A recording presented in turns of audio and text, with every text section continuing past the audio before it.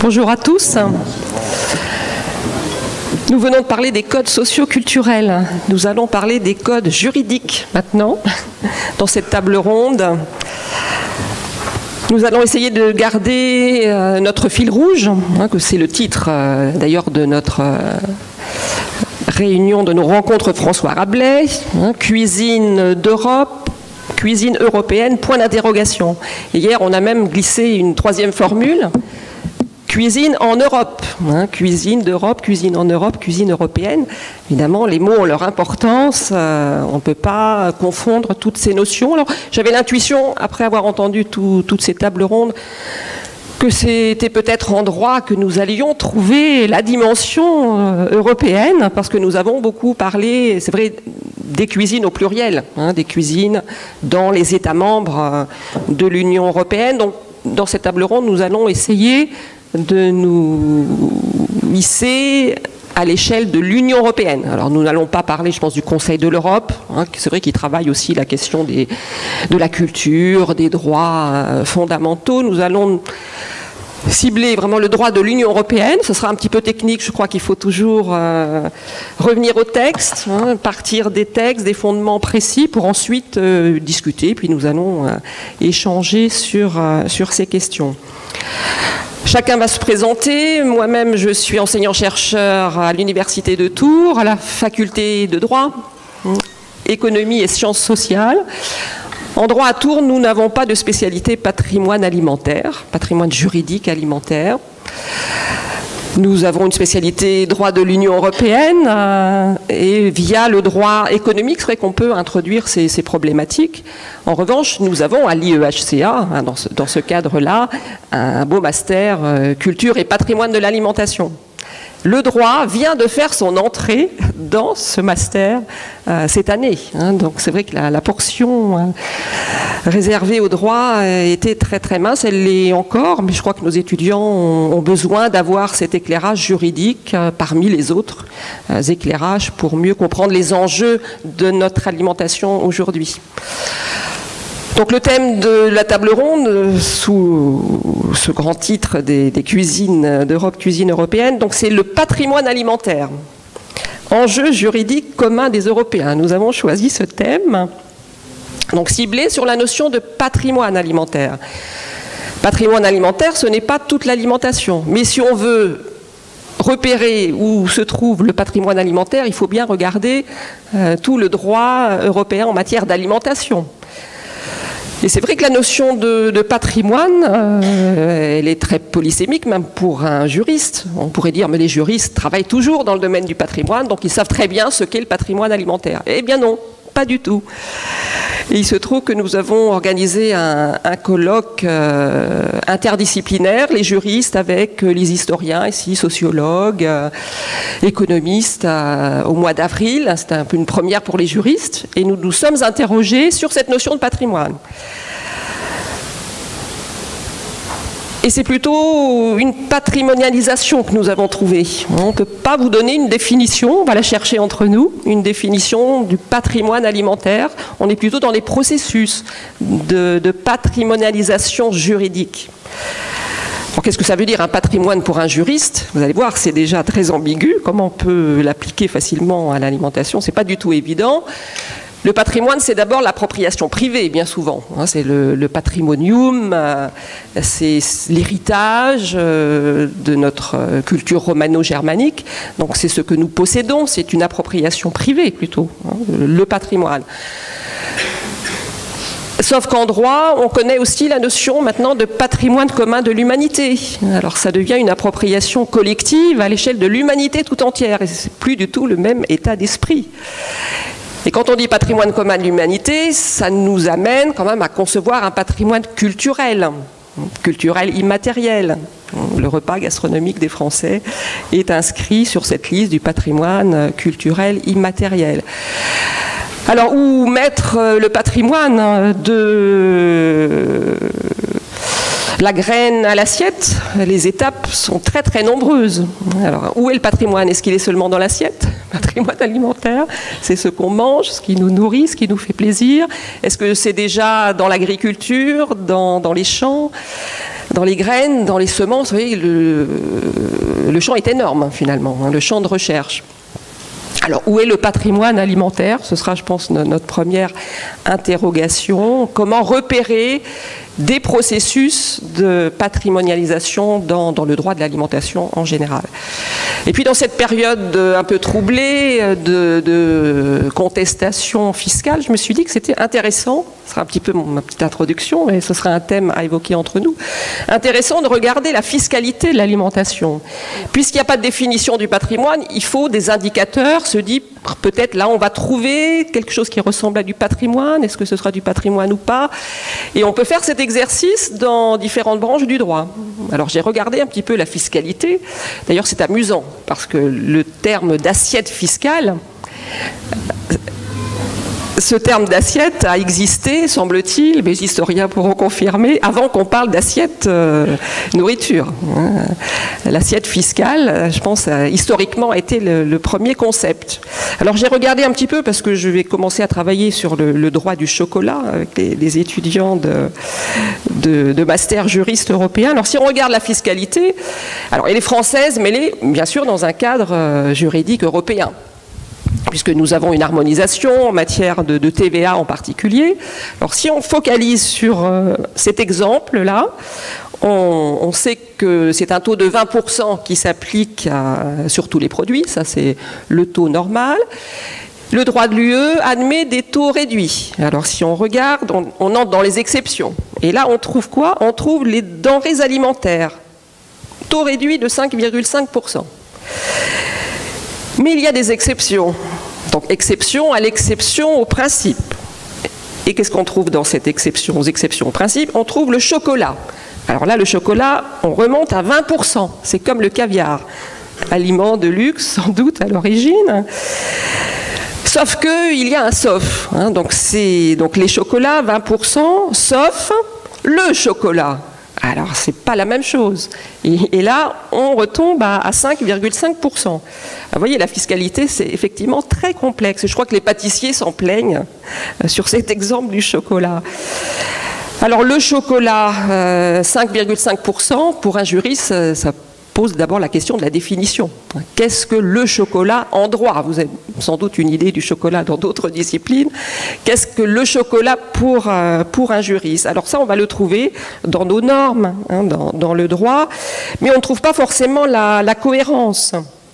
Si on prend quelques denrées à partir du chocolat, on voit que le chocolaté à la taza, qui est typique du petit déjeuner espagnol, on se dit c'est du patrimoine, ça, a priori, comme ça, intuitivement. Ça, c'est taxé à 20% dans notre jeu des exceptions en poupée russe. Et les bonbons de chocolat, c'est dans la catégorie des 5,5%.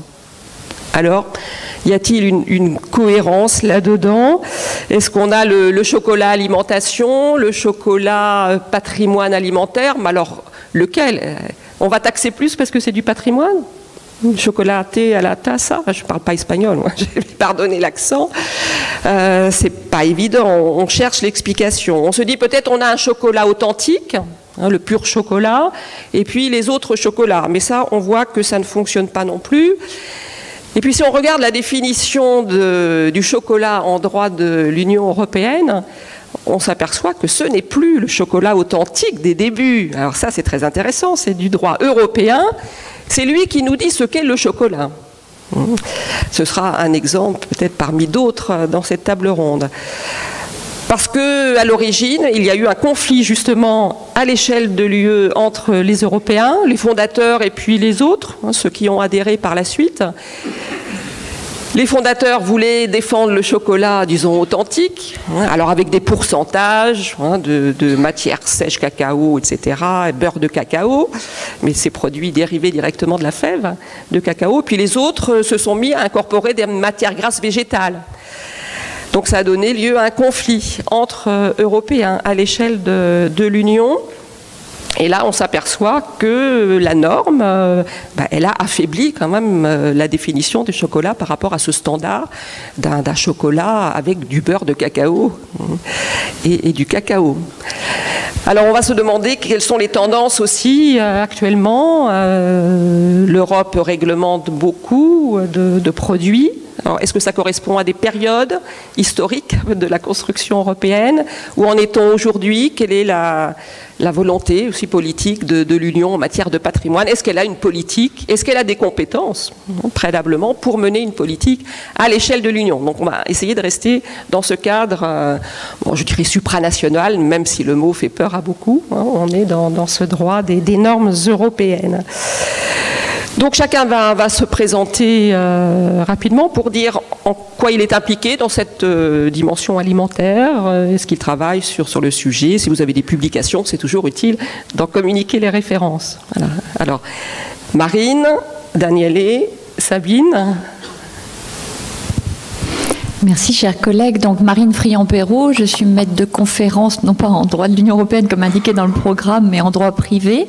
Je travaille en droit de l'agroalimentaire parce que je dirige un master 2 en droit du marché, parcours agroalimentaire, et mes sujets de recherche sont en droit de l'agroalimentaire, droit de la consommation et droit de la santé. Et notamment, j'ai pu faire des expertises pour Santé publique France et puis aussi le Haut Conseil de la santé publique en matière d'accompagnement des politiques nutritionnelles.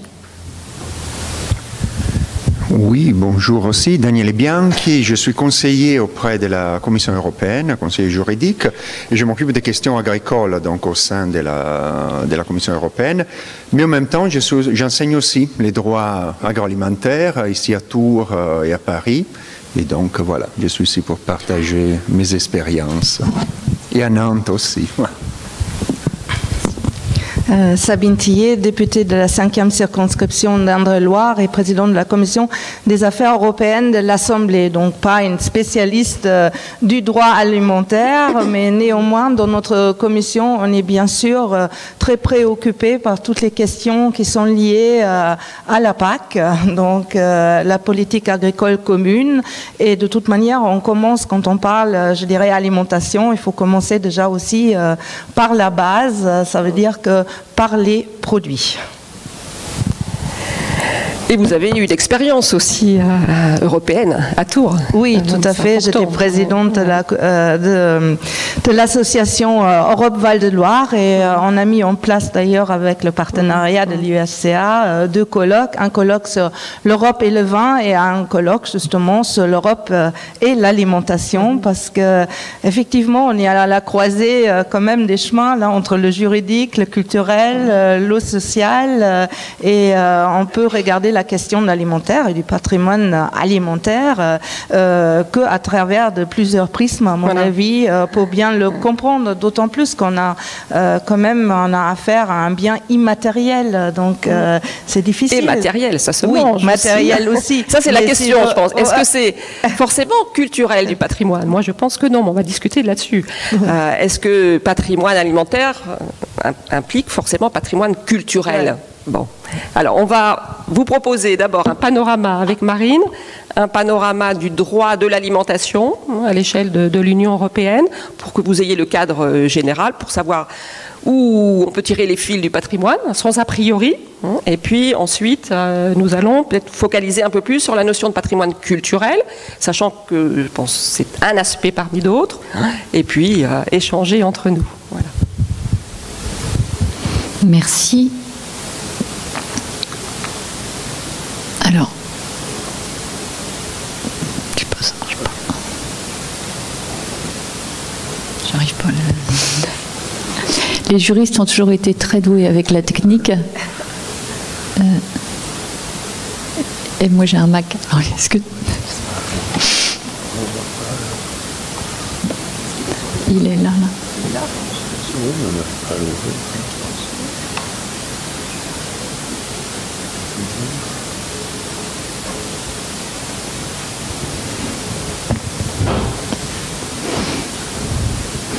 Excusez-nous, mais... Est-ce qu'on a un technicien? Il arrive. Ça commence un peu péniblement au plan technique, désolé. On n'arrive pas à le... Merci. Donc je vais commencer très rapidement à poser un tout petit peu ces questions-là dans un cadre européen. Et donc il s'agit de quelques éléments de présentation sur l'alimentation dans le droit de l'Union européenne.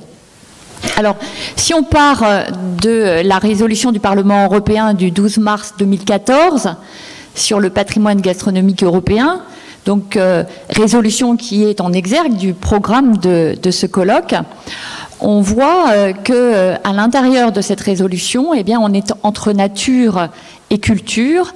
On voit bien que toutes les dimensions du droit à l'alimentation sont mobilisées. Et droit à l'alimentation qui a été reconnu notamment au plan international et consacré par l'article 11 du pacte international relatif aux droits économiques et sociaux et culturels. Alors, en effet, dans cette résolution, donc je pars de cette résolution, on voit toutes les dimensions du droit à l'alimentation, à la fois la dimension liée à la nature, la dimension plus biologique, c'est-à-dire qu'il faut que l'on ait une alimentation qui soit quantitativement et qualitativement adéquate. Et donc, c'est l'affirmation d'une alimentation suffisante, sûre et nutritionnellement adéquate. Mais on a aussi l'autre aspect, plus culturel, c'est-à-dire qu'il faut que l'alimentation corresponde aux traditions culturelles, que l'alimentation puisse être choisie et non pas subie. Et dans cette résolution, on mobilise les textes juridiques internationaux et européens relatifs à la sécurité alimentaire, qui incluent tous les aspects de la sécurité alimentaire, pas seulement l'aspect quantitatif, mais aussi l'aspect nutritionnel. Et puis, on mobilise aussi les textes relatifs au patrimoine culturel immatériel de l'UNESCO. Alors, en effet, cette double dimension est importante.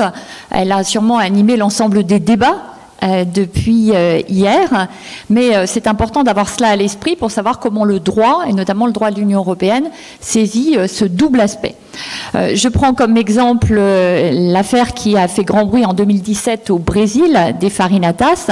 En effet, la mairie de São Paulo avait proposé des aliments qui étaient des aliments qui, au plan nutritionnel, étaient tout à fait adéquats, des suppléments et des compléments alimentaires aux élèves dans les écoles pour lutter contre la faim et contre aussi une forme de pandémie qui se propage actuellement dans le monde, qui est l'obésité et le surpoids lié à une alimentation inadéquate. Et on avait proposé des aliments qui ressemblaient un peu à des croquettes pour chiens. Et donc effectivement, cela était bon à manger au plan biologique, au plan nutritionnel, mais bon à penser, sûrement pas, et pas culturellement acceptable. Et cela a entraîné des émeutes à São Paulo parce que effectivement, on rejetait cette alimentation qui n'était pas une alimentation choisie et inscrite dans le patrimoine alimentaire. Alors donc, il est important de tenir compte de cette complexité de l'acte de consommation alimentaire, c'est-à-dire que le droit, effectivement, peut favoriser une alimentation adéquate, et le droit de l'Union européenne peut favoriser une alimentation adéquate, mais dans la limite de la préservation du libre choix des consommateurs et des citoyens qui doivent tout à fait pouvoir affirmer leurs préférences alimentaires. Il y a donc cette dimension à la fois culturelle et cultuelle de l'alimentation qui ne doit pas être oubliée. Alors j'ai posé là les éléments de contexte concernant cette dimension multiple de l'alimentation et la nécessité d'en avoir une conception holistique. Maintenant, quels sont les éléments de contexte juridique ?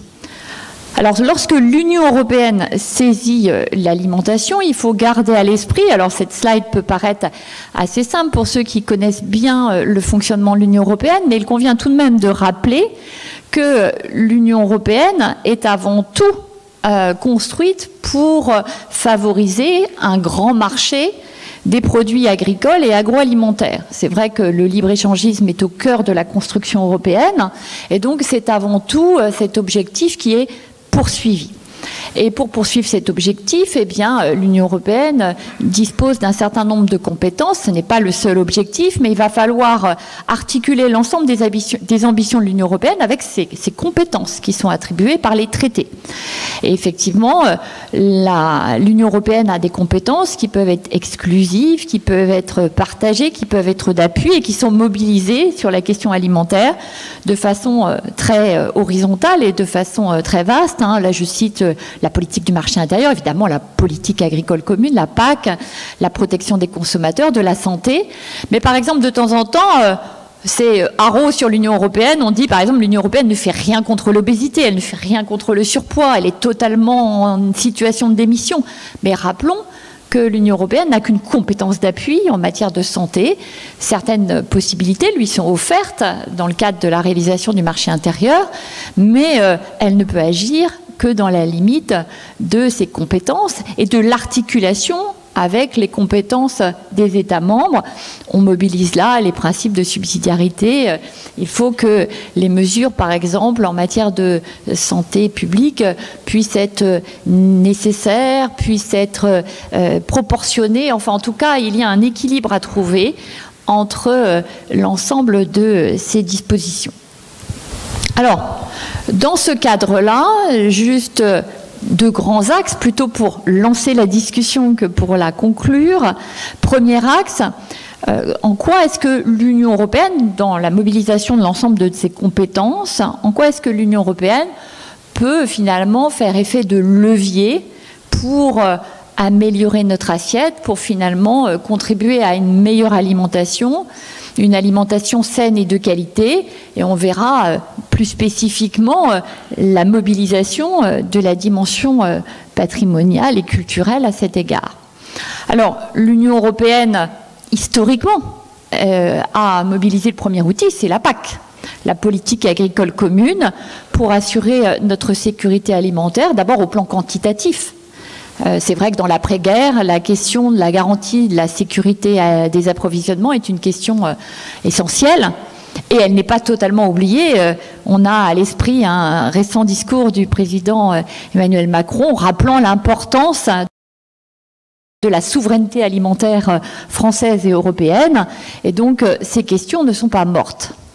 Par ailleurs, pour accéder à une alimentation diversifiée, pour pouvoir avoir le choix dans les produits, pour profiter de ce grand marché européen, on profite de la réalisation du marché intérieur qui assure la fluidité de la circulation des marchandises, qui sont finalement des produits qui circulent parfaitement au sein de l'Union européenne. Donc au stade de la commercialisation, de la distribution, ce sont des points importants. Ça nous permet aussi de profiter de nouveaux produits, d'une innovation, de produits qui vont aussi mobiliser des nouveaux procédés. Et là, on est dans la technologie, dans les biotechnologies. Peut-être s'éloigne-t-on aussi un peu de ce qu'on pourrait concevoir au plan traditionnel comme notre patrimoine commun en matière culinaire. Et puis, il faut que ces aliments soient sûrs. Et c'est vrai qu'après la crise de la vache folle, l'Union européenne est intervenue de façon très musclée au début des années 2000 pour remobiliser, parce que évidemment ces règles existaient. On ne mourrait pas de manger avant 2000 et on n'a pas été dans une situation sanitaire fabuleuse par la suite. Mais on a quand même opéré une révolution au début des années 2000, notamment avec le règlement européen dit Food Law 178/2002 du 28 janvier 2002, qui a permis notamment finalement de repenser tous les dispositifs liés à la sécurité sanitaire des aliments. Et puis, on a aussi une alimentation qui doit être de qualité assez constante. Par exemple, vous avez peut-être entendu parler de la question des doubles qualités. C'est-à-dire qu'on s'est rendu compte que dans certains pays de l'Est, un même produit avec une même marque pouvait être composé différemment, avec peut-être des ingrédients de qualité moindre, pour essayer de faire baisser le prix de ces produits au profit des consommateurs. Et donc, finalement, je ne citerai pas Nutella ou d'autres produits comme cela, je les ai cités, le mot est lâché, et qui étaient de compositions différentes. Et donc l'Union européenne a pu intervenir et va intervenir par la suite concernant la composition des produits de grandes marques.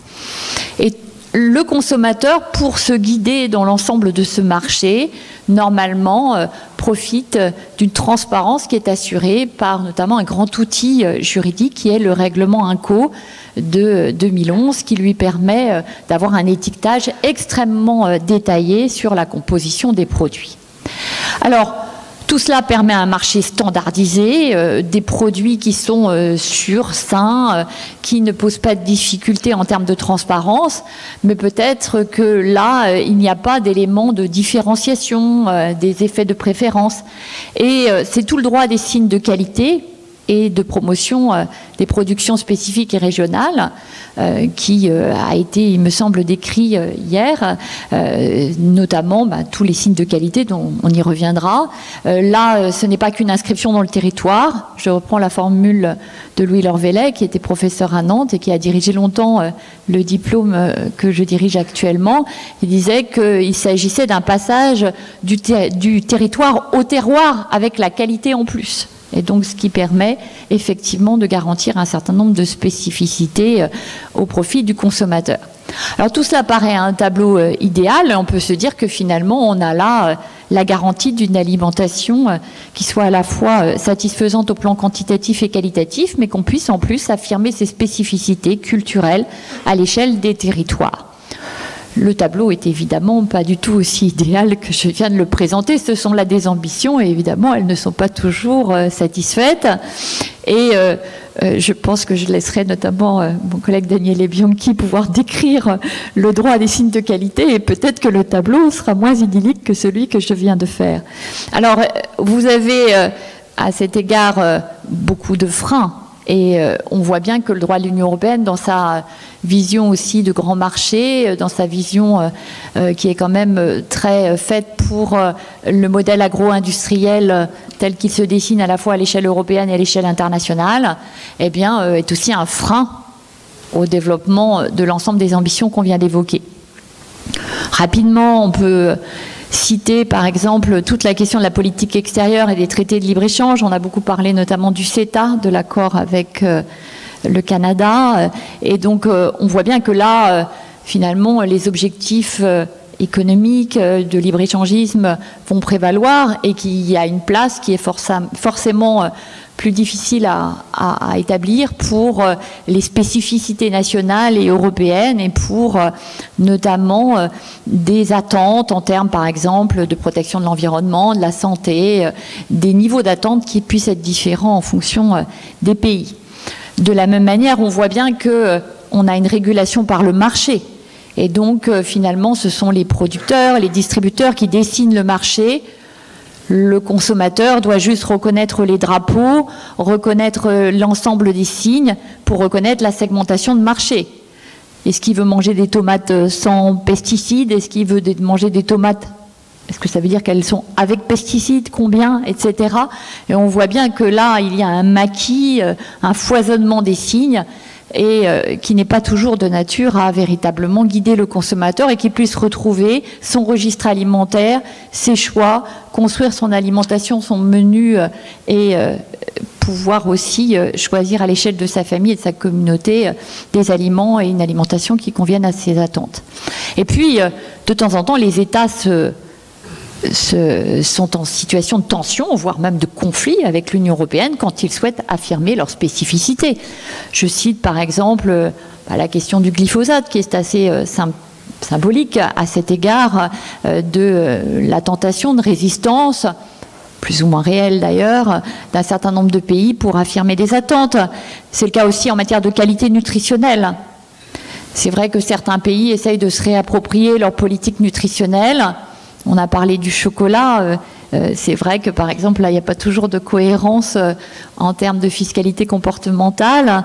Et donc, on voit que les États qui essayent tout en gardant leur culture alimentaire, d'orienter les choix alimentaires vers une alimentation plus saine. C'est le cas en Grande-Bretagne, par exemple, où on a des difficultés majeures en matière d'obésité et surpoids, ont des difficultés. Je cite la taxe nutritionnelle, par exemple, irlandaise, sur les boissons sucrées. Les marges de manœuvre sont toujours difficiles à utiliser dans une relation avec l'Union européenne. Et enfin, par exemple, on peut citer le débat récent, la loi alimentation en France, concernant la qualité des repas dans les cantines scolaires. Si on veut vraiment avoir des marges de manœuvre nationales pour promouvoir la qualité et une reterritorialisation de l'alimentation, puisque c'est là l'ambition de la loi, pour favoriser à la fois une meilleure éducation alimentaire des enfants, qui puissent avoir une alimentation plus conforme à leur registre alimentaire, eh bien, il faut en avoir les outils juridiques et c'est difficile. Il y a des règles des marchés publics qui s'assouplissent au plan européen, mais qui demeurent difficiles à conjuguer avec ces ambitions. Un exemple tout simple, par exemple, on a multiplié les indications de provenance. Mais en matière de volaille, quand vous allez dans une cantine, qu'elle soit scolaire, toute la restauration collective est soumise aux mêmes règles, vous ne savez pas d'où provient la volaille. Si effectivement vous pouvez avoir des volailles avec des spécificités, par exemple locales, et le chiffre est assez édifiant, vous avez une très très grande majorité de la volaille, par exemple, dans la restauration scolaire qui est importée, parce que là, on ne connaît pas finalement le drapeau géographique de ce produit. Alors, ce ne sont là que quelques pistes de réflexion, juste pour placer l'alimentation dans le cadre européen. Je vous remercie pour votre attention. Merci Marine. Oui, tu as parlé d'un tableau idéal. Alors, il ne faudrait pas induire en erreur, effectivement. C'est un tableau d'un droit, mais un droit complètement éclaté, hein, le droit du patrimoine alimentaire. Si on prend cet angle d'attaque, le patrimoine, vous voyez qu'on le trouve dans la PAC, c'est l'origine de l'Union européenne qui s'est construite là-dessus pour nourrir déjà les Européens. Et puis, on a sédimenté, on rajoute des normes, la santé, le nutritionnel, l'environnement, bientôt le bien-être animal. Donc, tout ça s'empile. Mais il n'y a pas forcément de cohérence jusqu'à cet excès du droit fiscal européen et français. Alors c'est vrai qu'il y a quand même des éléments de patrimoine plus durs, en quelque sorte, dans ce droit de l'alimentation. Hein, tu as parlé des signes de qualité. Alors je pense que Daniele va approfondir cet aspect où l'on saisit sans doute plus l'aspect patrimonial au sein du droit de l'alimentation. Oui, merci. Oui, donc moi aussi, je me suis penché, comme tout bon juriste, tout d'abord sur essayer de trouver une définition du patrimoine alimentaire. Les juristes ont l'habitude, effectivement, de travailler avec des concepts, avec des définitions, avec des textes. Et donc, je me suis posé la question tout de suite, est-ce que le patrimoine alimentaire, c'est quoi pour rester dans les thèmes? Est-ce que c'est une tarte à la crème ou la cerise sous les gâteaux? Le problème est de savoir, évidemment, qu'aujourd'hui, tout le monde en parle. Tout le monde s'est approprié donc de la notion des patrimoines alimentaires. On peut citer deux exemples typiques. D'un côté, l'industrie agroalimentaire et de l'autre côté, la télévision. On en a parlé déjà hier. L'industrie alimentaire, elle veut nous faire croire que ce qui est bon et ce qui a une couleur verte. Donc, il a ces petits tampons, ces petits macarons qui vont nous dire que cela, c'est bon. Donc, vous voyez un exemple, comme si effectivement la couleur, une couleur pourrait être en soi les signes des bases pour identifier les bons du mauvais produit. On en a d'autres exemples. Aujourd'hui, dehors, dans les rues, il y a des gens qui pensent que la couleur jaune, c'est l'indication d'être un vrai représentant du peuple. Donc, vous voyez, la couleur à utiliser dans pas mal des domaines. D'autre côté, la télévision. Donc, elle s'est appropriée. Hier, on a parlé de la télé-réalité de ces émissions, qui ne sont rien d'autre, moi je les définis, excusez-moi les termes, c'est de la pornographie culinaire. Donc, ça donne une image complètement déviée, complètement malsaine de ce qui doit être effectivement le patrimoine alimentaire, parce que ça essaie de donner une certaine mythologie ou une vision vraiment complètement altérée de ce qui est en réalité les patrimoines alimentaires. Mais donc, c'est quoi effectivement ces patrimoines alimentaires? Donc, si c'est pas une tarte à la crème, si c'est pas une banalité, un lieu commun dont tout le monde peut en parler, alors c'est quoi? Comment on peut définir cette cerise, cette excellence? Bon, là, j'ai partage pas tout à fait peut-être l'approche des collègues sous l'idée que ce soit alors les droits alimentaires et les droits de l'alimentation qui puissent donner cette définition. Pour une raison tout à fait, à mon avis, simple, l'alimentation et les droits alimentaires, ils s'occupent du produit. Et donc, s'occupent du produit, et les produits ont des limites. Donc, dans le sens, d'un côté, on a un amont, on a une production, on a des matières premières, et de l'autre côté, on a un consommateur final, donc on a un destinataire. Et tout cela a des contraintes. Et des contraintes environnementales, de santé, comme on a mentionné, des contraintes économiques, tout ça, qui ne s'appliquent pas au patrimoine alimentaire, au moins comme moi je l'entends. La gastronomie, au patrimoine alimentaire au sens d'excellence, donc on ne demande pas d'être sain. On ne demande pas de respecter les codes nutritionnels. On ne demande pas à un bon plat d'un chef étoilé d'être light. On ne demande pas de respecter le bien-être animal. Donc moi, je ne suis pas d'accord sur l'effet qu'un bon poulet cuit, comme un cuisinier aurait récemment dit, c'est un poulet qui a vécu heureux.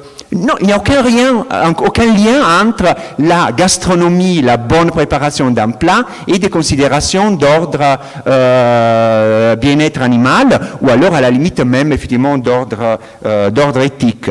Également, même en matière d'hygiène, l'effet d'utiliser du lait cru, l'effet d'utiliser des produits fermentés, comme on mentionnait aujourd'hui, là aussi c'est quelque chose qui va effectivement au-delà de la notion, donc, selon moi, des patrimoines alimentaires. Quel est le cadre, effectivement?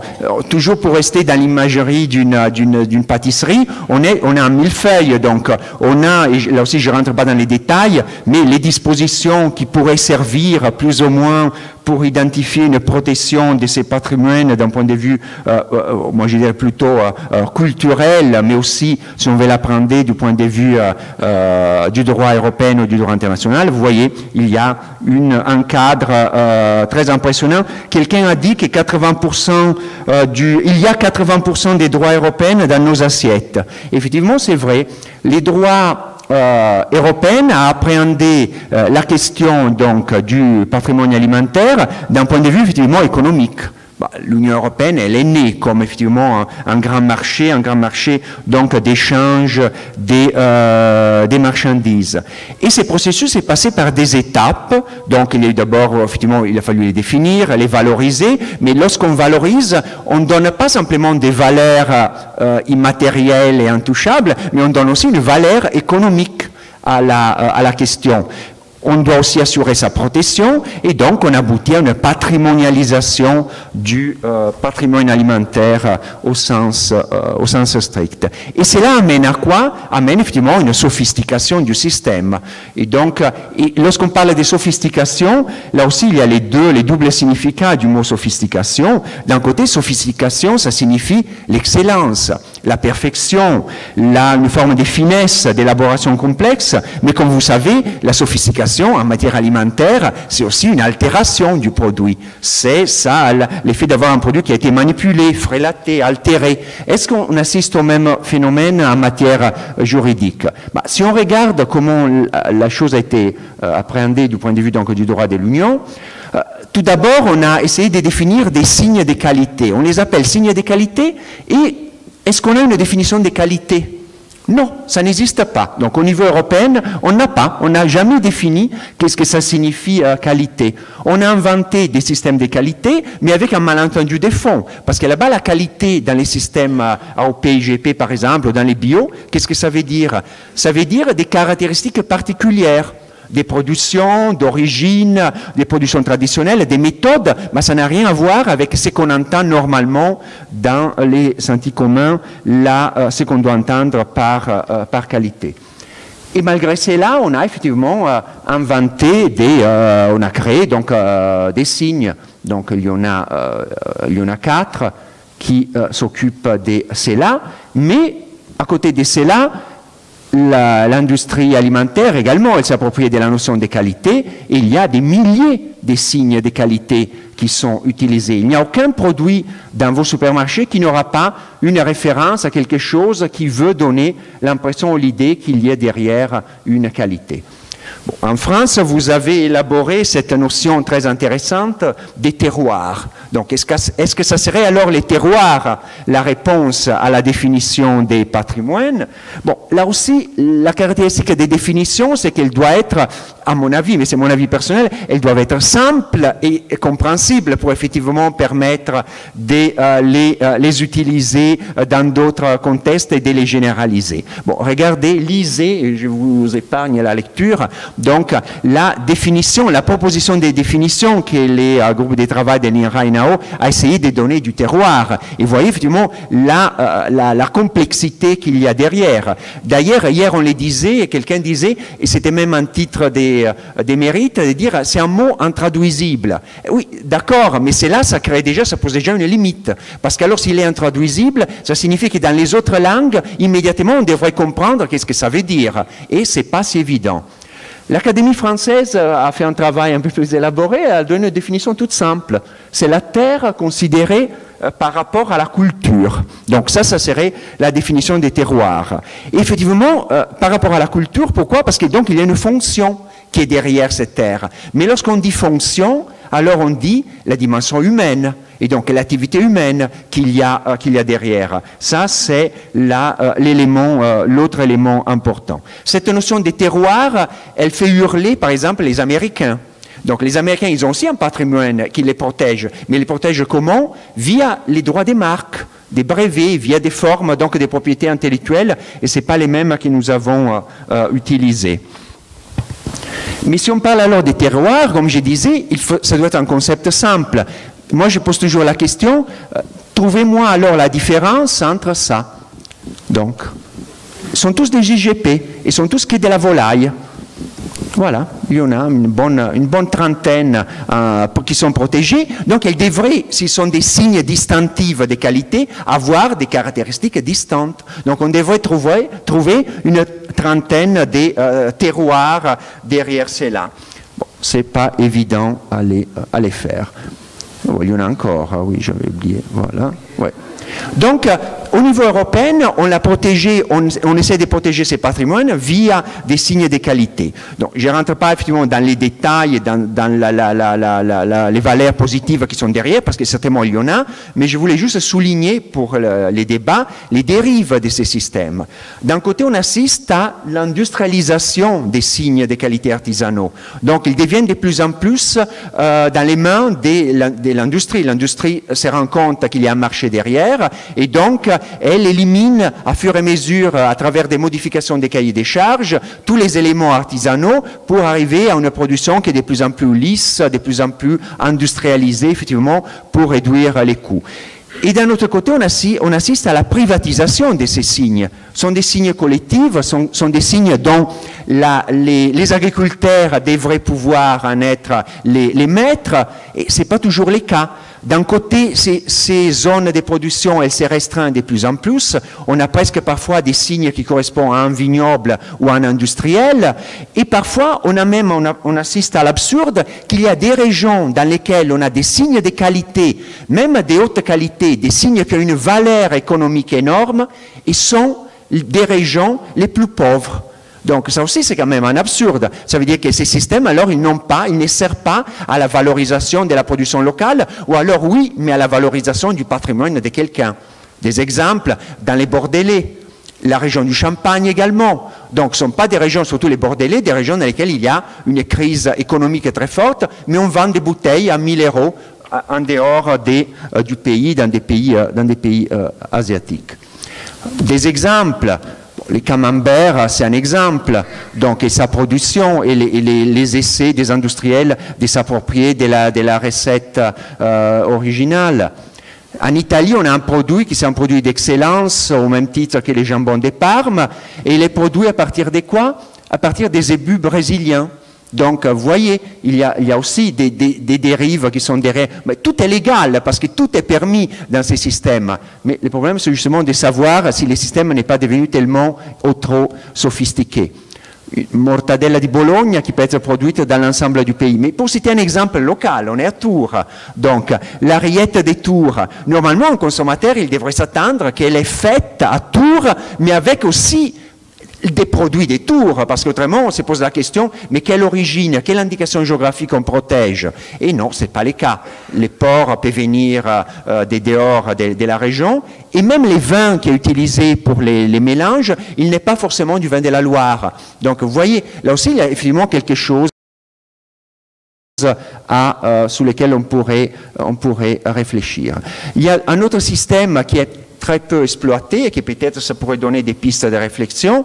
Il y a la possibilité de protéger des recettes, des méthodes de production. Là, on n'a plus les liens avec les terroirs comme on l'entend, mais on a quand même la possibilité de protéger alors un patrimoine qui est un peu plus vaste, un peu plus large. Je mentionnerai encore un élément, il y a aussi au niveau national, on assiste aussi à des dérives liées à cette appropriation de ces patrimoines alimentaires, ces patrimoines culturels alimentaires.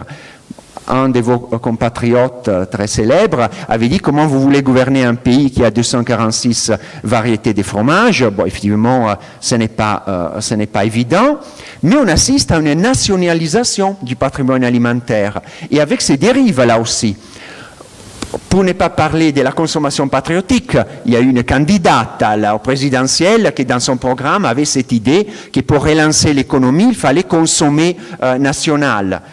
Et avec, là aussi, les dérives. Vous avez certainement entendu parler de la soupe identitaire, des apéros saucisson pinard. Là, effectivement, on passe de la consommation patriotique au racisme de la consommation. Donc, parce qu'effectivement, l'instrument alimentaire devient un instrument d'identité, mais d'identité pour, comment dire, se confronter à une certaine partie de la population. Il y a aussi la dimension religieuse, qui aussi, il faut en tenir compte, elle existe, elle est là. Tous les débats sous les ports dans les cantines, là aussi, ça donne une idée, effectivement, qu'on considère, c'est quoi, effectivement, la tradition culinaire d'un pays? Est-ce qu'effectivement, l'effet de considérer la dimension religieuse et la diversité, c'est quelque chose qui remet en question ces patrimoines ou pas? Ce qui est un peu paradoxal, c'est qu'effectivement, il y a une partie de la population qui estime que manger du porc, ça permet de se définir laïque, et il y en a une autre partie qui estime que manger du porc, ça l'amène à la perdition et à la damnation éternelle. Donc, vous voyez les genres de considérations qu'il y a derrière. Et alors après, pour revenir toujours à une dimension moins problématique, mais qui toujours existe, la question de l'origine, qui aujourd'hui est mise en avant. Là aussi, c'est une forme de dérive et de nationalisation du patrimoine, parce qu'on considère qu'origine est synonyme de qualité. Et donc, on doit indiquer à tout prix d'où ça vient les produits, parce qu'alors là, ça nous donne une indication de l'origine.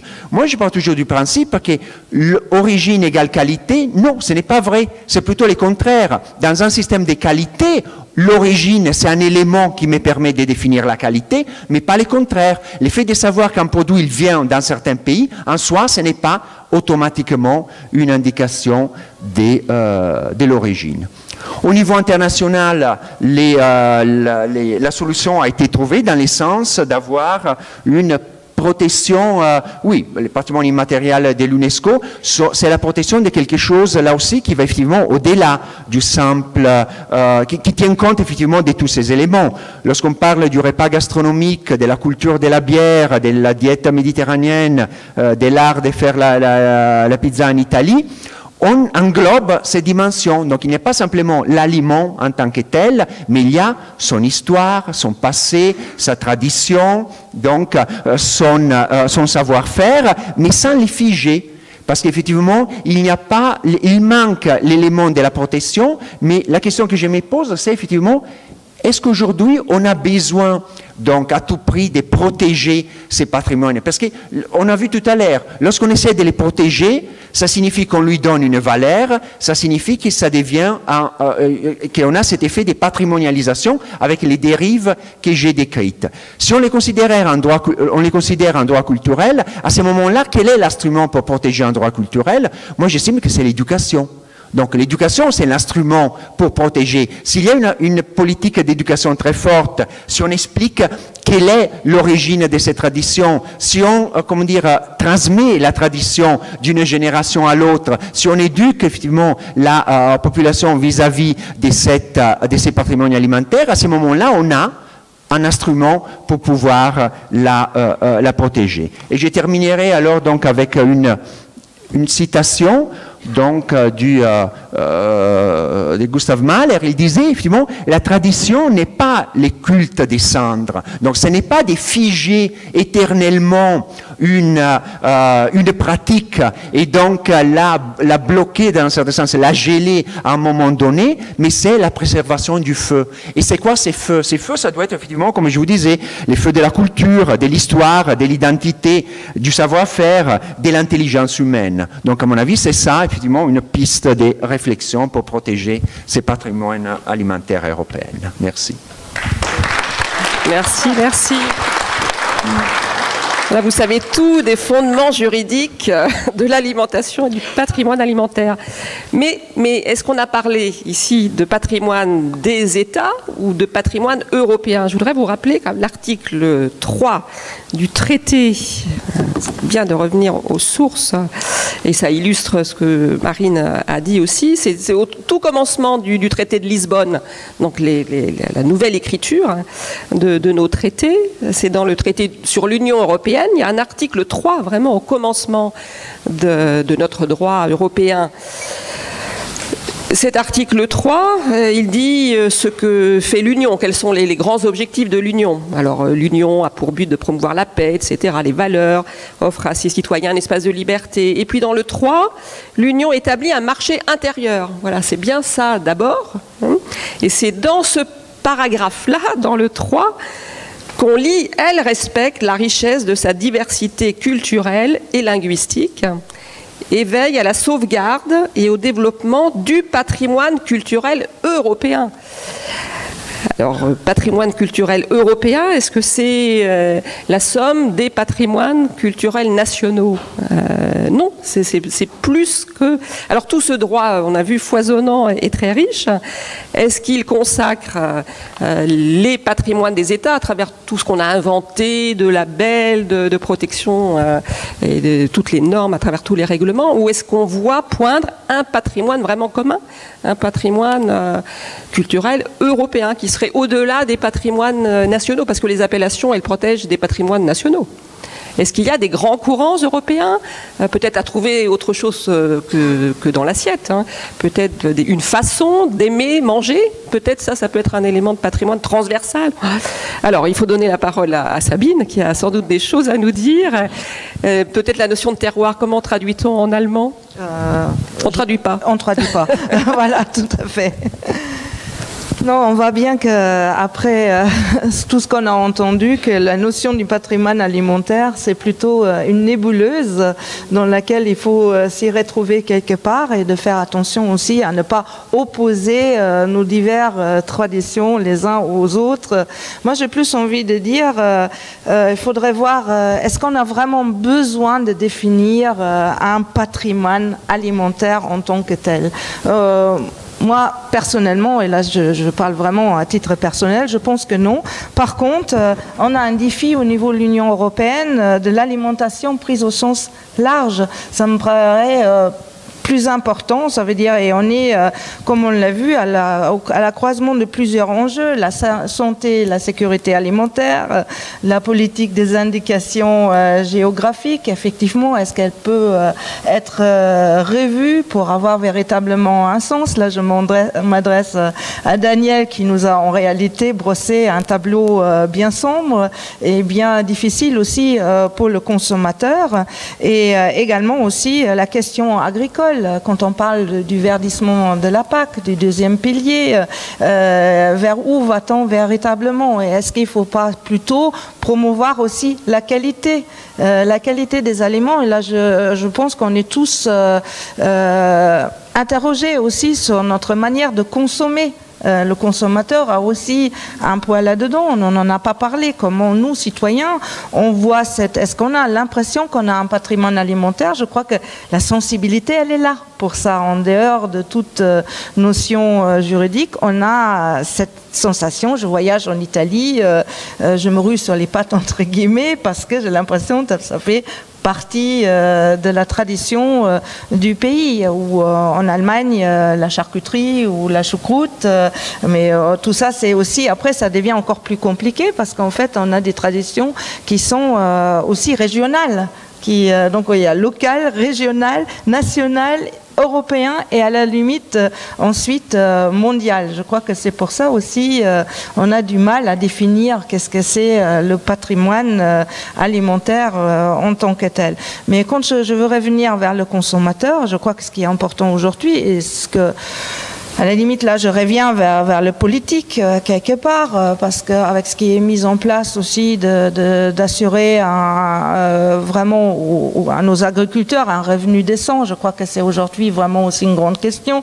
Ça demande aussi la vision de l'agriculture qu'on veut avoir. Est-ce que c'est des circuits courts? Est-ce que c'est plutôt une grande agriculture exportatrice? Ce qui aussi, tout ça conditionne un petit peu la qualité des aliments. Bon, tout à l'heure, on a eu plusieurs visions. La qualité de l'aliment ne fait peut-être pas partie du patrimoine alimentaire. En même temps, quand on va dans un grand restaurant, on a plus confiance quand on nous dit tiens, le chef s'appuie sur des produits locaux. Enfin, c'est compliqué tout ça. Évidemment, est-ce qu'en tant que consommateur, si je veux payer toujours moins cher, est-ce que je peux avoir un produit de qualité? Enfin, je trouve que c'est vraiment toutes ces questions-là s'entrecroisent. On a évoqué aussi les accords commerciaux. Aujourd'hui, c'est vrai qu'on a eu beaucoup de discussions autour du CETA. Et là aussi, moi, j'ai rencontré des Canadiens qui sont venus dans mon bureau en me disant « Mais attention, vous, les Européens, vous avez très peur de notre poulet chloré, mais nous, on a très peur de vos microbes. » Enfin, je veux dire. Donc, tout ça, c'est également très compliqué. Alors, la question se pose parallèlement, vers où veut-on aller? Si vous pouvez garder là. Oui, effectivement, la notion de patrimoine, moi je dis que c'est toujours un OJNI, un objet juridique non identifié, et tant mieux peut-être. Est-ce qu'on doit chercher absolument cette notion de patrimoine? C'est vrai que ça nous renvoie à la tradition, à l'héritage, au racisme, au nationalisme, etc. Peut-être il faut évacuer cette idée de patrimoine alimentaire, introuvable, et parler à l'alimentation, et de toute la chaîne de l'alimentation, effectivement, de la graine à l'assiette. Et je pense que c'est une attente des consommateurs de conjuguer toutes ces normes, d'avoir respect de l'environnement. Je pense que quand on va dans un bon restaurant, on veut que ce soit beau, que ce soit bon, que ce soit sain, que ça protège l'animal. Enfin, c'est une demande quand même de plus en plus forte. Donc c'est très difficile d'intégrer toutes ces normes.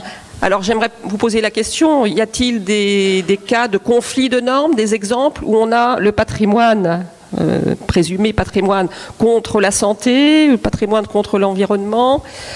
Est-ce que vous avez des exemples? Il y a un exemple que vous connaissez bien, tous les débats sur les foie gras. Et donc, voilà, c'est un exemple dans lequel, effectivement, c'est un produit d'excellence, c'est un produit qui a une tradition et tout ça.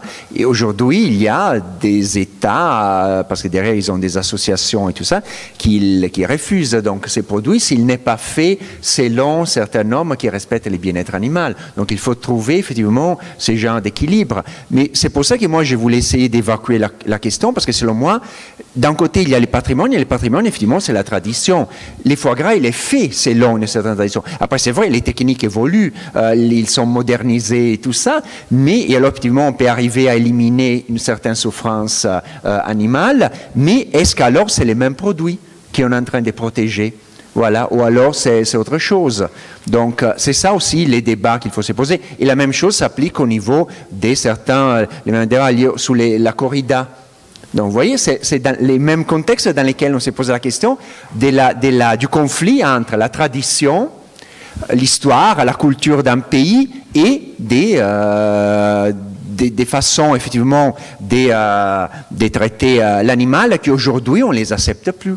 Hier, ce matin, on a eu les débats sur les sangs, la consommation des sangs et tout ça. Donc ça aussi, c'est lié effectivement à une évolution de la culture et au fait qu'effectivement, on a aseptisé et éloigné des yeux du consommateur les processus d'abattage de l'animal. Donc on ne voit plus d'où ça vient la viande. Donc pour les consommateurs normaux, elle vient directement dans sa barquette. Donc elle est là-bas, disponible au supermarché. Et donc on a perdu ces contacts-là avec donc les réactions qu'on a, donc des réactions parfois violentes ou même presque hystériques liées à ça. Donc c'est ça tous des problèmes effectivement dont il faut trouver effectivement une solution. Oui.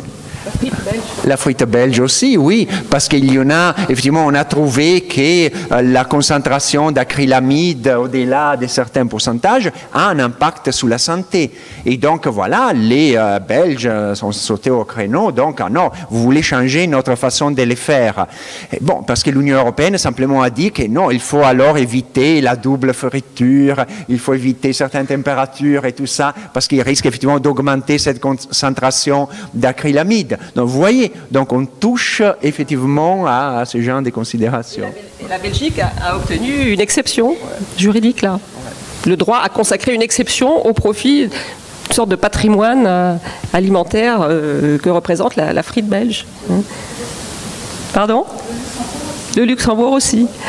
Donc, le droit des ressources, en tout cas. Il peut essayer de combiner des enjeux communs et puis des revendications nationales et de chercher des équilibres avec parfois des conflits, comme on a vu sur le chocolat, sur la frite, etc. Alors, je repose ma question. Est-ce que dans tout ce foisonnement du droit et des normes, on trouve des éléments quand même d'un patrimoine européen? Est-ce que le patrimoine européen, c'est finalement le droit lui-même? Est-ce qu'il y a plus? Est-ce qu'au-delà des normes communes, il y a un patrimoine commun? Est-ce qu'on va trouver des éléments, peut-être pas dans l'assiette, mais je sais pas, quelque chose de transversal, un goût pour des recettes, des courants. Est-ce que vous sentez ça dans le droit ou pas du tout? Ou on revient constamment aux cuisines nationales? Est-ce qu'il y a des éléments, à votre avis, de patrimoine vraiment européen, proprement européen? Je pense qu'il faut rappeler que le droit lui-même est métissé. Donc le droit de l'Union européenne correspond à des arbitrages, à des compromis, comme vous l'avez très bien évoqué. On a une vision plus sanitaire, plus utilitaire, plus technologue de l'alimentation dans certains pays du Nord. C'est vrai que ce n'est pas anodin que la France et l'Italie et l'Espagne soient les champions des signes de qualité, puisqu'on n'a pas la même perception, on a une approche plus culturelle, peut-être plus ancrée dans l'histoire et la géographie en France, en Italie, en Espagne, concernant notre rapport à l'alimentation. Et finalement, cette patrimonialisation, si on la conçoit à l'échelle européenne, eh bien, elle est assez multicolore. Il est assez difficile de lui imprimer une couleur. Par contre, effectivement, de ce métissage, il résulte quand même des arbitrages communs et une certaine défense d'une qualité de l'alimentation. Alors effectivement, on a bien insisté sur la qualité à la fois sanitaire, nutritionnelle, la variété, mais c'est quand même une forme d'affirmation. Par exemple, au Canada et dans la partie francophone au Québec, en opposition à la partie anglophone, est née l'idée d'une exception culturelle qui soit finalement d'une exception alimentaire qui soit à la même image que l'exception culturelle. Et ça, ce sont des débats, des colloques au Canada et qui ont été repris après en France aussi, et notamment dans le cadre de programmes de recherche en France. Mais cette idée-là, de cette exception alimentaire qui soit assez proche de l'exception culturelle, il n'est pas anodin que cela soit plutôt développé au Québec, avec une tradition francophone et une volonté effectivement de défendre une alimentation moins standardisée, plus ancrée dans l'histoire et dans la géographie, qu'une alimentation peut-être plus anglo-saxonne avec une conception culturelle différente. Mais l'Union européenne, effectivement, mêle l'ensemble de ces cultures, et l'arbitrage, c'est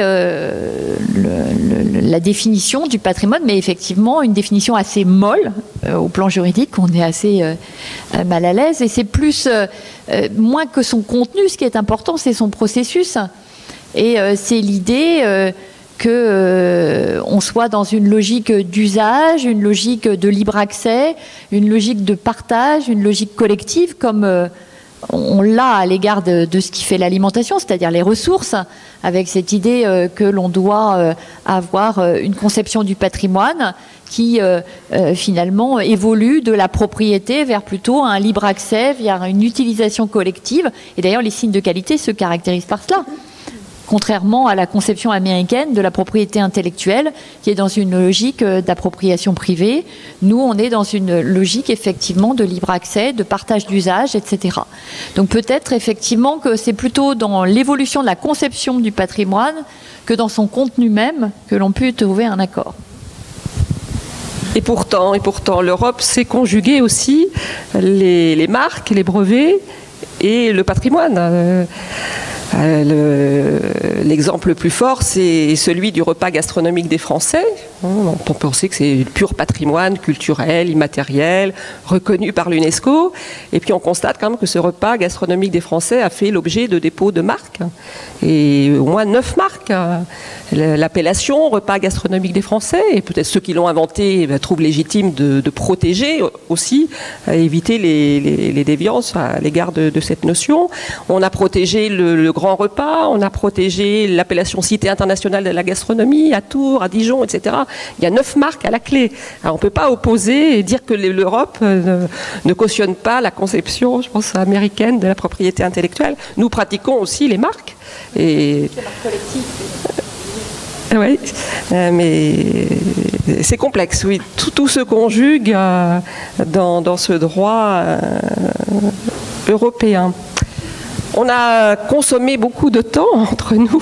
Moi, j'avais juste envie de rajouter quelque chose. Je veux dire, aussi imparfait soit-il le système des appellations d'origine, mais au moins, c'est quand même une préoccupation de l'Union européenne d'arriver de tendre vers une alimentation de qualité. Donc, on y est quand même attaché. Et Daniel, tu as dit tout à l'heure quelque chose que je trouve aussi très important quand tu as dit, aujourd'hui, on a l'impression que la viande nous est livrée en barquette.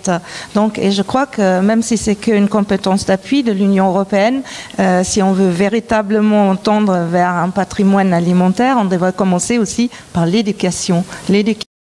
Du goût, l'éducation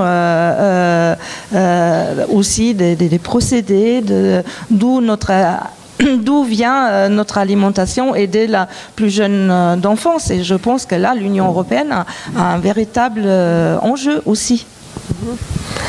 Et l'Union européenne pourrait inventer une sorte d'équivalent d'Erasmus, un projet, on peut imaginer. Il y a peut-être une dimension alimentaire dans les projets Comenius. C'est possible. Après, c'est aux enseignants de prendre des initiatives. Peut-être dans le deuxième pilier, pourrait-on prévoir un volet éducation de la PAC? Très bien. Nous allons vous donner la parole parce qu'il reste une bonne quinzaine de minutes. Si vous avez des questions sur la notion de patrimoine, et patrimoine commun des Européens, est-ce que le droit vous inspire? Pas trop. Est-ce qu'entre vous, peut-être vous avez des questions en attendant celle du public? Est-ce que vous pensez que, honnêtement, il n'y a pas trop d'avocats, trop de lois, trop de restrictions, et que finalement, ce qui compte, c'est la qualité. Et que du moment qu'on a des gens qui trichent, qu'on va avoir du mal à sortir des produits sains et bons. Oui, trop de normes tuent le patrimoine. J'ai écrit ça déjà.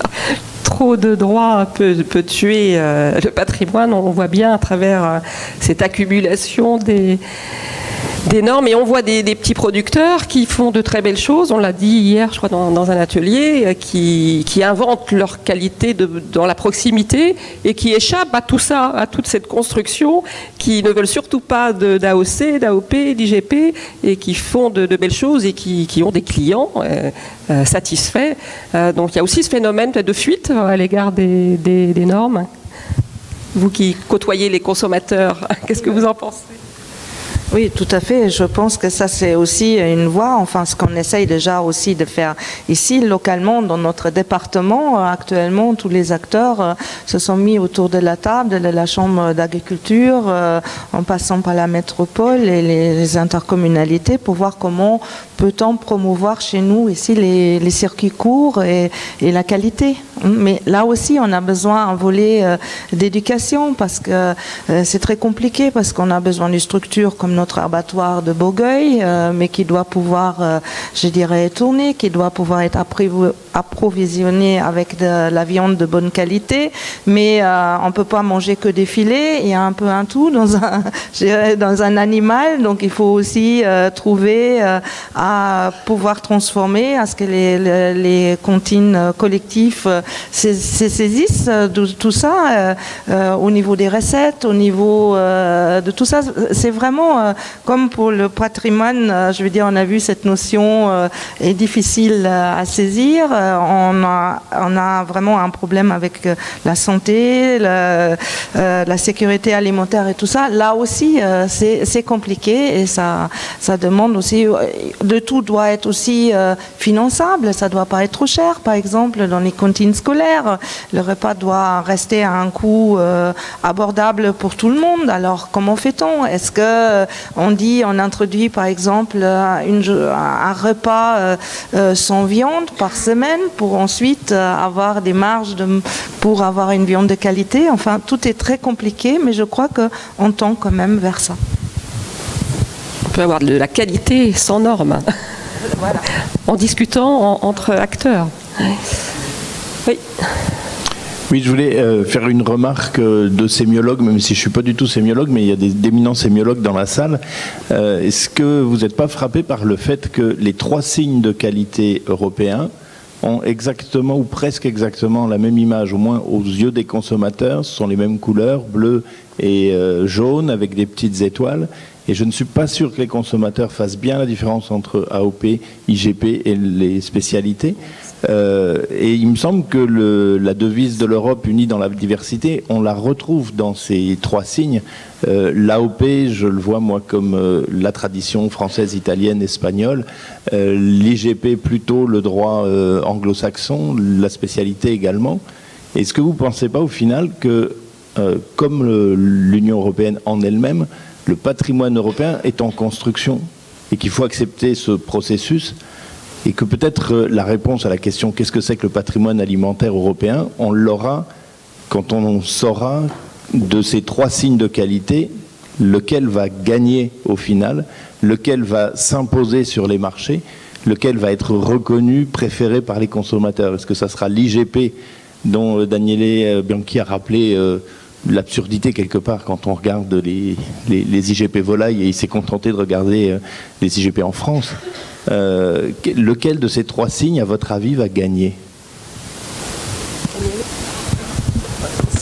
À mon avis, c'est pas tellement une question de compétition, parce que les 3 signes ont leur légitimité, et donc il n'y a pas une question. Et c'est ça justement, derrière, on attribue à des signes une espèce de différents niveaux qualitatifs, lorsqu'en réalité ce n'est pas le cas, parce qu'ils répondent effectivement à des critères différents. La question est de savoir, évidemment, est-ce que toute la qualité européenne, elle s'est réduite à ces signes-là? Et est-ce que, comme vous disiez, est-ce que les consommateurs arrivent à les reconnaître et connaissent la différence entre l'un et l'autre? Non, je pourrais poser la question. À part quelques spécialistes, c'est difficile de savoir quelle est la différence entre une AOP et une IGP. Et ensuite, il y a tellement de dérogations, parce que le règlement lui-même prévoit des passerelles entre un produit et l'autre. Donc, il y a des IGP qui peuvent être des AOP et des AOP qui peuvent être des IGP. Parce qu'effectivement, la réalité est tellement complexe qu'effectivement, les deux... moi, à un certain moment, j'avais posé la question, est-ce que ça ne serait plus intéressant alors d'avoir un seul véritable signe de qualité européenne au lieu d'avoir toutes ces nuances qu'on peut les régler très simplement en étiquette? Parce que la différence entre une AOP et IGP, c'est l'origine de la matière première. On peut les réduire à ça. Et donc, si en étiquette vous indiquez d'où ça vient l'origine première, vous avez réglé votre problème de différenciation et vous aurez un seul logo qui couvrirait effectivement cette excellence européenne. Mais c'est un grand débat. Le débat, c'est qu'aujourd'hui, les industriels, ils ont compris l'intérêt de ces marques, de ces signes, et donc ils se sont appropriés de cela, et donc ils l'utilisent. Et donc ce n'est plus, parce que les règlements, ils ne font pas la distinction entre production artisanale et production industrielle. Et donc les signes, effectivement, peuvent aussi couvrir des productions purement industrielles. Donc tous les débats est là. Mais comme je disais, les patrimoines alimentaires ne se réduisent pas. On ne doit pas effectivement les réduire seulement à ces deux éléments. Mais comme on a vu tout à l'heure, et moi aussi je n'étais pas au courant qu'il y avait une demande des marques pour les repas gastronomiques, mais ça vous donne une idée. Dès qu'on définit les concepts et qu'on lui donne, on transforme la valeur en patrimoine, parce que ça devient, on définit sa frontière, ses limites, voilà, ça immédiatement déclenche les niveaux supplémentaires, que c'est la protection et alors l'appropriation, donc la patrimonialisation. Et donc, au lieu d'être effectivement, de rester un patrimoine collectif, il devient le patrimoine de quelqu'un. Et voilà, et avec tous les dérives que cela comporte. On peut quand même voir un élément peut-être d'uniformisation, standardisation à l'échelle mondiale avec l'Organisation mondiale du commerce. Dans les textes relatifs à la propriété intellectuelle, l'accord ATPIC là, sur les aspects des droits de propriété intellectuelle touchant au commerce, il y a une partie sur les appellations d'origine. Et il y a un seul concept dans le corpus OMC, c'est IG, indication géographique. Donc c'est un lien beaucoup plus souple avec la terre, avec le terroir. Alors ça peut être à terme un élément peut-être de standardisation, peut-être pas souhaitable, parce que ça va diluer le rapport au terroir, justement. Et il y a déjà une affaire, un contentieux de l'OMC, où on voit que les plaignants ont fait céder comme le droit de l'UE qui s'est plutôt aligné sur la norme la plus souple. Donc ça peut être dangereux aussi pour notre vision de la qualité. Est-ce que vous avez une opinion? Vous qui travaillez sur l'agroalimentaire, Marine, est-ce que vous avez là une réflexion sur peut-être le poids de l'agroalimentaire, sur cette standardisation des normes? Je souscris aux remarques de Daniele. C'est certain que les transformateurs se sont appropriés les indications géographiques protégées et puis par ailleurs ils brouillent aussi la frontière avec d'autres produits qui sont des produits de marques de distributeurs dont on indique qu'ils sont transformés en France.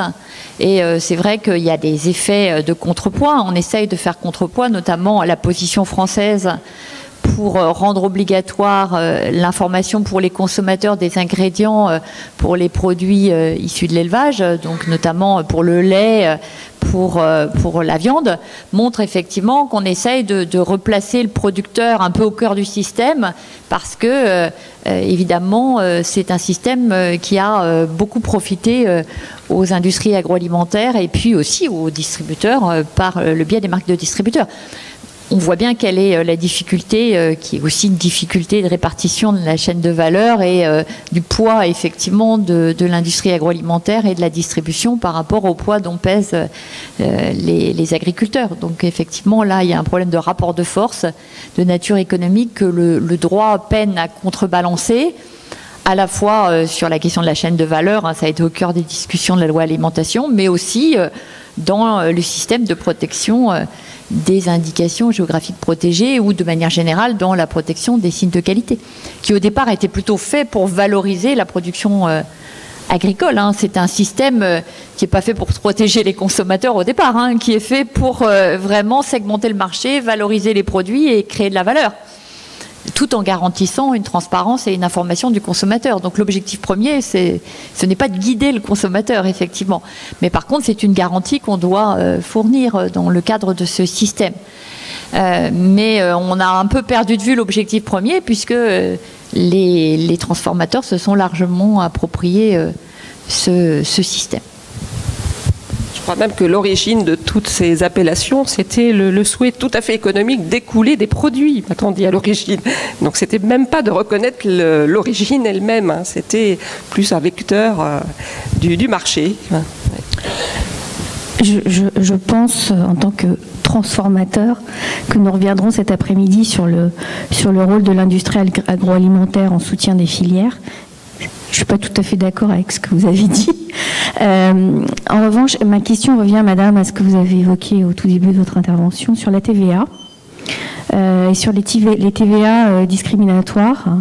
Et je me pose la question depuis à peu près 20 ans sur le fait qu'on parle certes de la TVA du chocolat, mais qu'on ne parle pas de la TVA discriminatoire qui est appliquée à certains produits de première nécessité, comme la margarine par exemple. Alors qu'en France, on produit du lait, mais on a aussi des champs de colza. Donc, que ce sujet-là a fait l'objet d'une QPC il y a quelques années. Et je me demande comment on n'a toujours pas résolu cette question-là. Avec une TVA à 20 sur la margarine, une TVA minorée sur des produits équivalents, alors que la margarine est un produit qui est consommé par les foyers qui sont les foyers les plus modérés. J'aimerais bien votre point de vue là-dessus. Oui, moi je cherche la logique de ce droit fiscal que je n'ai pas trouvé. Ça paraît aberrant, oui, d'avoir des décalages, surtout entre 5 et 20%. Est-ce que ce sont les effets de lobbying? Moi, j'ai pas d'explication, mais est-ce que moi non plus? Oui, vous apprenez. Ben oui, je crois que la fiscalité, c'est vraiment très révélateur de la complexité, puis des grandes incohérences. Et ça mériterait qu'on fasse des travaux, je pense, de plus en plus. Là, c'est vraiment le tout début, sur la fiscalité de l'alimentation. Alors vous avez déjà travaillé sur la fiscalité nutritionnelle. Vous avez peut-être des éléments de réponse.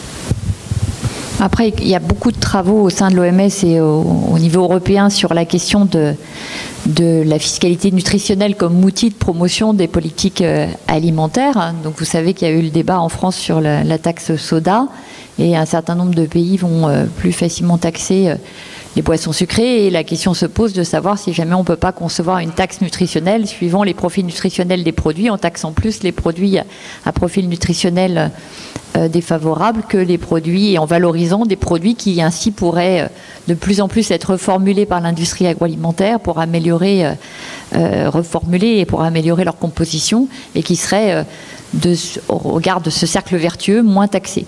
Donc les travaux existent, notamment il y a beaucoup de travaux aux États-Unis.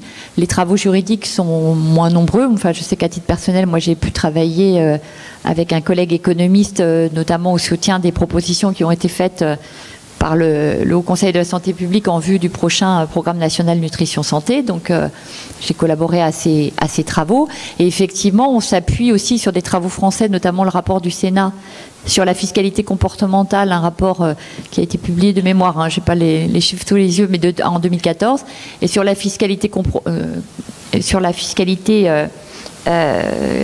comportementale, ils évoquent notamment la question nutritionnelle, et ils évoquent aussi les incohérences que vous soulevez, ces incohérences étant liées effectivement plutôt à un historique. On cite notamment le chocolat, la différence entre matière grasse végétale d'origine animale et d'origine végétale, etc., avec effectivement des effets historiques de lobbying et d'affirmation, enfin de segmentation ainsi de la fiscalité, qui n'ont plus toujours une cohérence, à la fois pour des raisons nutritionnelles, aussi pour des raisons environnementales, etc. Donc il y aurait lieu effectivement de retravailler ces questions. Mais la difficulté, comme vous l'évoquez, c'est de bien garder en tête que toute action sur la fiscalité peut avoir un effet régressif au plan social, et on le voit avec les gilets jaunes, et donc forcément il y a après une question aussi de redistribution, de fléchage, etc. C'est-à-dire que pour l'instant, certaines fiscalités, notamment par exemple sur la taxe soda,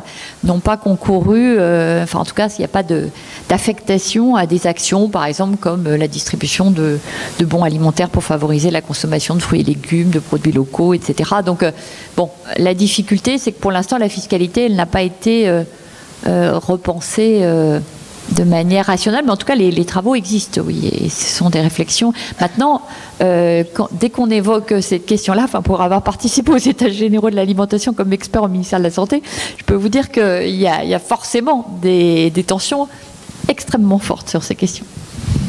Et la question donne des idées à Sabine Tillet. Justement, on a actuellement un rapport en route sur la fiscalité du numérique, et on a présenté récemment un rapport sur la PAC et peut-être en complément un rapport sur la fiscalité nutritionnelle pourrait être une bonne information pour nous les parlementaires. Avec ce danger de cibler trop sur le nutritionnel, peut-être la fiscalité de l'alimentation en général. Mais c'est trop ambitieux, peut-être. Mais ce serait mieux de remettre à plat l'ensemble de la fiscalité. J'ai évoqué aussi les externalités environnementales, mais forcément, si on repense l'alimentation et cette fiscalité, oui, l'ensemble des éléments doivent être intégrés, mais avec toute la complexité qu'on vient d'évoquer. Y a-t-il encore des questions? Oui, monsieur. Alain Franck, ancien cuisinier, restaurateur et conserveur. Quand j'ai commencé mon activité de conserveur, j'avais une Bible qui s'appelait « Le Code des usages de la charcuterie » où on trouvait énormément d'éléments relatifs notamment à la fraude, l'étiquetage et autre chose. Alors ma première question, c'est de savoir s'il existait les mêmes documents dans les autres pays européens.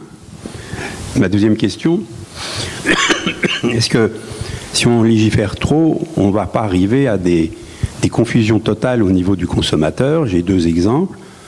Le premier exemple, c'est le scandale des lasagnes avec la viande de cheval, qui ont été jetées alors que c'était consommable encore. Et le deuxième exemple, c'est un exemple personnel où j'ai eu un différend avec la répression des fraudes sur un étiquetage de coque au vin de Bourgogne. Et on m'a dit que ça ne pouvait pas aller comme ça parce qu'on ne savait pas si c'était le coq qui était de Bourgogne ou le vin de Bourgogne. Et j'ai peur que si on continue à trop légiférer, trop encadrer les recettes de terroir, on arrive à des choses complètement aberrantes et un petit peu difficiles à digérer, sans jeu de mots. Alors on doit se réjouir que les recettes ne puissent pas être protégées. Alors juste un point sur les codes d'usage, ils sont effectivement toujours utilisés, il y en existe au plan européen et d'ailleurs un exemple tout simple, la réglementation s'y réfère aussi. C'est-à-dire qu'à défaut de réglementation, et on ne peut pas toujours s'entendre, par exemple sur une dénomination de vente, l'ensemble des États membres de l'Union européenne ne peuvent pas tous s'entendre, et sur une dénomination de vente, s'il n'y a pas une dénomination issue de la législation ou issue de la réglementation, on se réfère au code d'usage, et à défaut, une description objective du produit. Donc les codes d'usage ont une valeur en tout cas par voie de délégation par la législation, enfin une valeur conférée par le droit. Et puis par ailleurs, oui, on trouve des codes d'usage dans d'autres pays de l'Union européenne. Alors je finis juste avant que vous partiez, parce que... Et donc, par ailleurs, sur l'affaire de la viande, enfin le Horsegate sur la viande de cheval, c'est un exemple aussi des différences européennes parce que on n'a pas tous le même rapport à la viande de cheval. Et c'est vrai, par exemple, les Britanniques, ça n'entre pas dans leur registre alimentaire. Il est hors de question qu'ils consomment ce type de produit. Donc, il n'y a pas que des questions qui sont des questions de différence de qualité et d'atteinte aux intérêts économiques du consommateur, puisque le coût de la viande n'est pas le même, mais il y a aussi des questions culturelles derrière et de registre alimentaire. Oui, si je vais juste dire un mot aussi sur ces scandales des lasagnes, à mon avis, donc à la base, c'était une histoire de fraude en matière d'étiquetage, donc ce n'était pas un scandale sanitaire. Mais à mon avis, il y avait trois autres scandales liés à ces phénomènes. Les premiers, c'était l'effet que la viande en question, peu importe que c'était du cheval ou du bœuf, qu'elle venait de Roumanie. c'est pas la question qu'elle vient de Roumanie ou d'ailleurs, mais la France, c'est un grand pays agricole et un pays qui a un certain élevage. Donc, pourquoi on avait besoin, pour faire des lasagnes en France, d'utiliser de la viande qui a traversé toute l'Europe? Le deuxième, c'est la dénomination de la viande qui a été utilisée. Ce n'était pas de la viande, entre guillemets, normale, c'était de la viande séparée mécaniquement. Et donc, les consommateurs normaux, lorsqu'ils lisent viande séparée mécaniquement, ils se disent « Oh, c'est les fruits du progrès. » Donc, ce n'est pas un petit bonhomme qui met la coupe à la main, mais c'est des machines qui la font. Désolé, c'est pas ça. La viande séparée mécaniquement, c'est la carcasse de l'animal qui est mise dans un grand broyeur. Ça sort une espèce de pâté, que moi j'ai pas des pâtés pour chien, mais qui a le goût, l'arôme de la viande, et c'est celui-là qui est utilisé pour farcir les lasagnes en question. Il y a la version aussi pour ceux qui n'aiment pas la viande, mais qui préfèrent les poissons. Et là, alors, il y a les arrêts, il y a les nageoires, la tête et la peau du poisson qui donnent la même bouillie au goût des saumons. Et donc, ça farcira vos lasagnes. Et après, vous me permettez, en tant qu'Italien, le troisième scandale, c'est qu'on les appelle lasagnes. Donc, voilà, oui. Ce sera le mot de la conclusion, je crois. Il est déjà 1h05. J'espère que nous n'avez pas donné le dégoût aux participants. Merci à vous, à cet après-midi. Merci à nos 3 intervenants.